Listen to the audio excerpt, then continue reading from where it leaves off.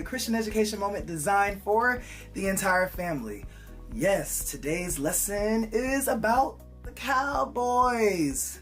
Not the Dallas Cowboys, but I want to actually talk about the South Carolina Black Cowboys.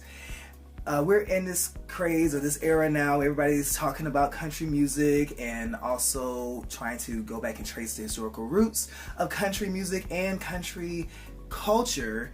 And did you know that cowboys, particularly black cowboys, are in existence in South Carolina?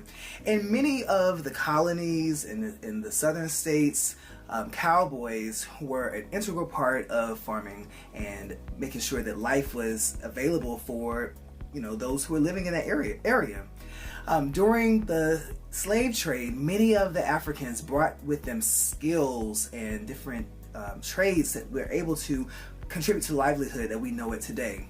Some scholars will talk about the fact that in Western Africa, many of the now cowboys had skills of herding cattle and also farming the land and bringing beans and a lot of the great vegetables and items that we eat that are a part of the Gullah Geechee culture.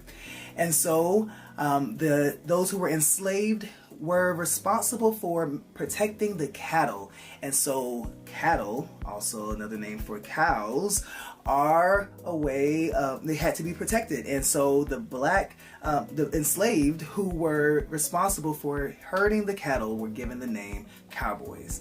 And throughout the different centuries, cowboys existed not just in South Carolina, but also in Florida, in Georgia, and in Texas. Now, you may not see cowboys depicted a lot on television. They were left out in Bonanza, left out even in Rifleman and Gunsmoke. But today there are new adaptations of stories, even if you follow the Yellowstone series and finding other examples on television of black cowboys that exist. Even the Regina King movie also talked about black cowboys, and also there was a movie made a few years ago with Little Kim, also with black cow women, or women who were also part of the Western culture.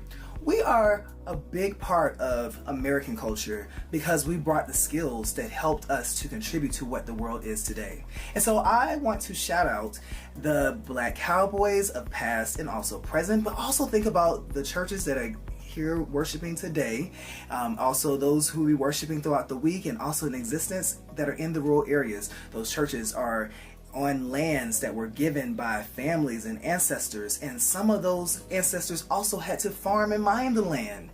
It is a reminder of the fact that God has given us creation and we are responsible for taking care of creation. So every time you go out and you walk in and play in the grass or you put your hand in the dirt, you should also be connected to the ancestors and those who come before us that remind us of what the great skill that it takes so that we might be able to have sustenance, so that we can have food each and every day. My grandmother also had a farm, and I remember being a young boy sitting on the stoop with her. We would start snapping peas and shucking corn and to have vegetables there. I learned those good skills, and I think sometimes we have to take it back to some of the culture and the days where we just spent time taking our time, putting our hands on the land, putting our hands on the vegetables so that we can be connected to God's creation.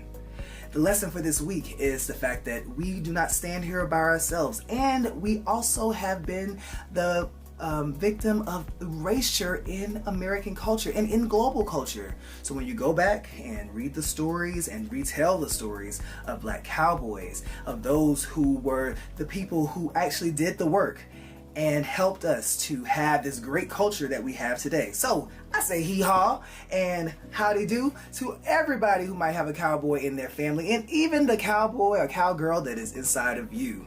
Stand up and remember that all of us have to protect God's creation and protect the world. That's all that I have for you this week. Have an extraordinary week. I can't wait to see you in Florence this week at the God First Holy Convocation, and it is going to be spectacular. Be ready because we're doing a special announcement for Aspire 2024. I love you, and there's nothing